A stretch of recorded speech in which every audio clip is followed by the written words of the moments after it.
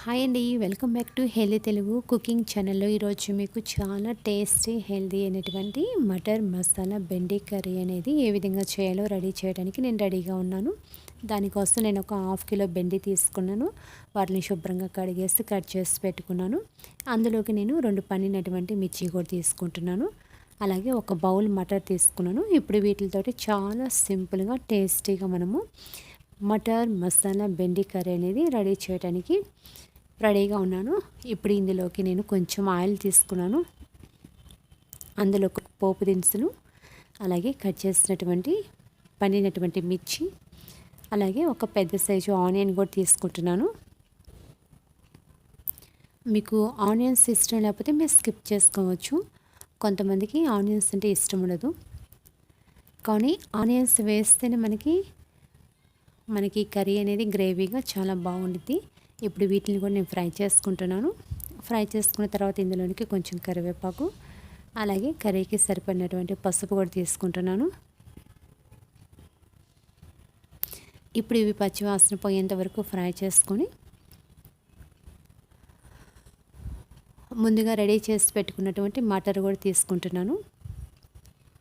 మనము మటర్ తీసుకున్న వెంటనే కాయలో నుంచి మనం ఒలిచిన వెంటనే ఆంతను తీసుకుంటారు కొంతమంది, కానీ అట్లాగా కాయలో నుంచి మనం తీసుకున్న తర్వాత వీటిని కొంచెం వాటర్లో మనం వాష్ చేసుకోవాలి, అప్పుడే చాలా బాగుండిద్ది. ఇప్పుడు వాటిని కూడా నేను తీసుకున్నాను. ఒక 5 మినిట్స్ ఫ్రై చేసుకుంటున్నాను. ఇప్పుడు ఇందులోకి మసాలా కోసం నేను అల్లం, వెల్లుల్లి, అలాగే కొంచెం కొబ్బరి, మిరియాలు ఇవన్నీ తీసుకొని నేను మిక్సీ పట్టుకున్నాను. ఇప్పుడు ఆ మసాలా కూడా ఒక 2 టేబుల్ స్పూన్స్ తీసుకుంటున్నాను. ఇప్పుడు వీటిని కూడా నేను ఫ్రై చేసుకుంటాను. మనకి మిరియాలు కనుక వేసినట్లయితే మనకి ఒంట్లో ఉన్నటువంటి జలుబు, దగ్గు ఇవన్నీ కూడా మనకు పోతుంది, కానీ హెల్త్కి చాలా మంచిది. పిల్లలైతే విడిగా మిరియాలు తినరు. ఈ విధంగా మనం కర్రీస్లో యూజ్ చేయడం వల్ల చాలా మంచిది, పిల్లలు కూడా మంచిగా తింటారు. ఇప్పుడు ఇందులోకి నేను కొంచెం ఉప్పు తీసుకుంటున్నాను.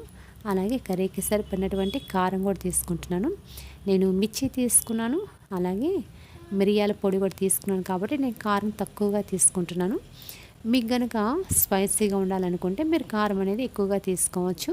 ఈ విధంగా వీటన్నిటిని కూడా నేను ఫ్రై చేసుకుంటున్నాను. ఒక 5 మినిట్స్ ఈ విధంగా ఫ్రై చేసుకున్న తర్వాత ముందుగా నేను కట్ చేసుకున్నటువంటి బెండిని కూడా ఇందులో తీసుకుంటున్నాను. ఇప్పుడు వీటన్నిటిని నేను కలుపుకుంటున్నాను.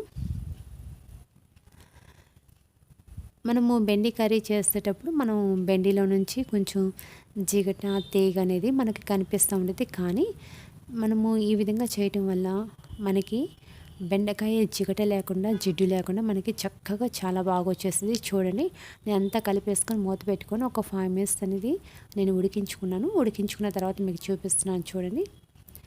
ఇప్పుడు ఇందులోకి నేను ఒక పెద్ద 2 టమాటోస్ తీసుకుంటున్నాను.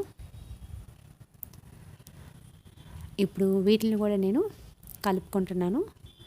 చూడండి, టమాటో వేసిన తర్వాత కూడా మనకి అనేది జోము అంటే జిగట అంటారు, అదనేది రాకుండా మనకి కర్రీ అనేది చాలా బాగా వచ్చేస్తుంది. అంతా కూడా నేను కలుపుకుంటున్నాను. ఈ విధంగా కలుపుకొని మళ్ళీ నేను మూత పెట్టేసి ఒక 5 మినిట్స్ ఉడికించుకున్నట్లయితే చూడండి, నాకు ఈ విధంగా రెడీ అయిపోయింది.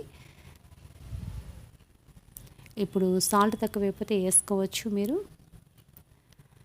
మనకి బెండకాయ అనేది త్వరగా ఉడికిపోతుంది కాబట్టి ఎక్కువసేపు మనం ఉడికించుకోవాల్సిన పని లేదు. చూడండి, అంతా కూడా ఉడికిపోయింది. ఈ విధంగా అంతా కూడా కలుపుకొని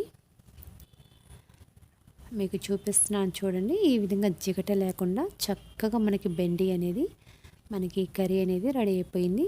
ఇంకొంచెం సేపు నేను ఉడికించుకుంటాను. చూడండి, ఏ మాత్రము కూడా ముక్క అనేది మనకి టచ్ కాకుండా మనకి విడివిడిగా చాలా బాగా వచ్చేసి చాలా బాగుంది. ఇప్పుడు ఒక 5 మినిట్స్ తర్వాత నాకు ఈ బెండి కర్రీ అనేది ఈ విధంగా రెడీ అయిపోయింది. ఇప్పుడు ఫైనల్గా ఇందులోకి నేను కొత్తిమీర తీసుకొని నేను సర్వ్ చేసుకుంటాను. ఇదైతే చాలా బాగుండిద్ది. రోటీస్లోకి, రైస్లోకి ఏ విధంగా తీసుకున్నప్పుడు కూడా చాలా బాగుండిద్ది. ఇంకా మిరియాలు వేస్తాం కాబట్టి పిల్లలు కూడా చాలా టేస్టీగా చాలా బాగా తింటారు. చూడండి, ఈ విధంగా నాకు అనేది మటర్ మసాలా బెండి కర్రీ అనేది రెడీ అయిపోయింది. ఇప్పుడు కొంచెం కొత్తిమీర కూడా తీసుకుంటున్నాను.